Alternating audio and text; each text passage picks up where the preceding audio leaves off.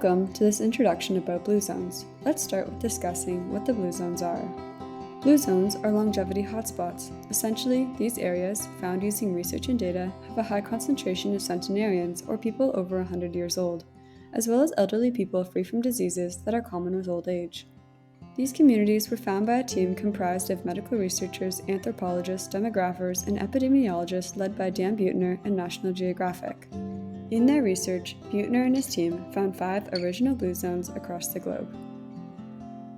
First, Loma Linda, California. Here, the community lives up to a decade longer than the average American lifespan. Second, Nicoya, Costa Rica. In Nicoya, there is a strong sense of purpose and positive outlook among elders.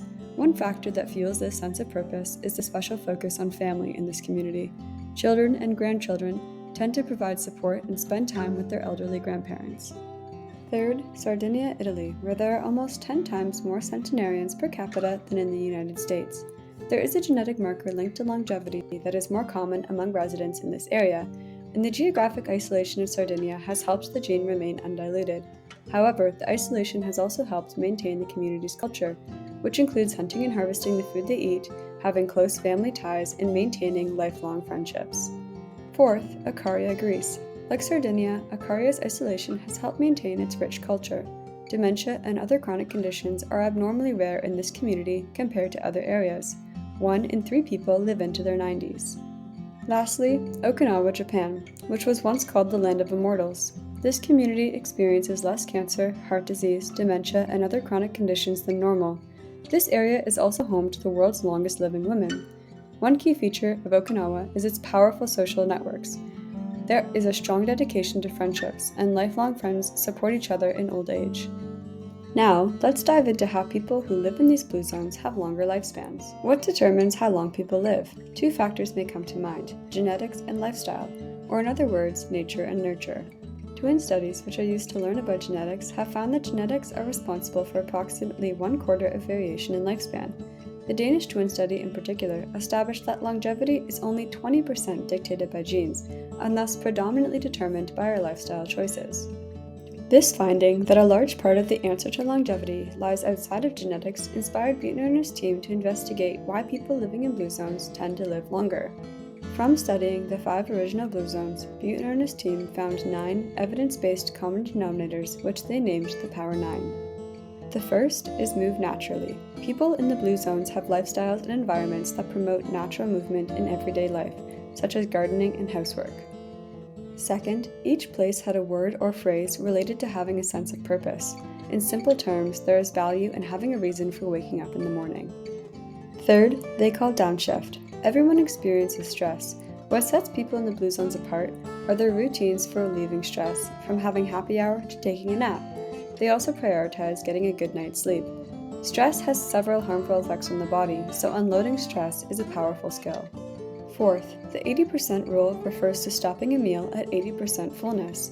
Mindful eating is an important habit for regulating weight and hunger cues. 5 is a plant-based diet. Among centenarians, meat is only eaten about 5 times per month. Protein is primarily consumed through beans, soy, and lentils. Their diet is rich in fruit and vegetables, nuts and seeds, as well as whole grains. They typically avoid salt and preservatives, processed meats, and added sugar. 6. They named wine at 5. 4 out of 5 blue zones shared the habit of drinking alcohol moderately and regularly with friends and family. 7th is belonging. Many centenarians interviewed by the team felt a sense of belonging to a faith-based community. 8 is loved ones first. People living in blue zones put their families first. This includes living with grandparents, committing to a lifelong partner, and prioritizing spending time with children in the family. Finally, people from blue zone communities are often part of social circles that support their healthy lifestyles. Groups of around 5 friends typically stick together throughout life. These friends support each other and reinforce healthy behaviors. We have now covered the what, where, and how of blue zones. In the last segment of this video, we will discuss why other communities may want to learn from these areas. Blue zones demonstrate that the health of individuals is not determined solely by individual behavior. Rather, communities and environments are partly responsible. Other communities may want to learn from blue zones so that they can promote healthy aging of their own populations. Blue Zones research has helped lead to an understanding that lifestyle can have a significant impact on our health and lifespan. Lifestyle medicine is an approach to healthcare that focuses on involving physical activity, diet, and stress management. Blue Zones are a valuable resource to study the potential of lifestyle medicine and healthy aging. Strict diet and exercise programs are often unsustainable in the long term. A key aspect of Blue Zones are environments that promote and support sustainable, healthy lifestyles, which makes these environments learning opportunities for other communities. Besides living longer, one reason to learn from Blue Zones is to live better. Having a sense of purpose, a supportive social circle, and a sense of belonging can improve an individual's quality of life as well as their duration of life. Another reason to learn from Blue Zones is to reduce the pressure on healthcare systems.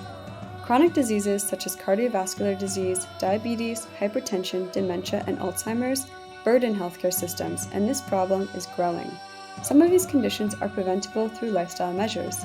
In Blue Zones, the prevalence of these chronic conditions are significantly lower, making Blue Zone communities demonstrations of the potential for lifestyle medicines to make communities healthier and reduce the burden on the healthcare system.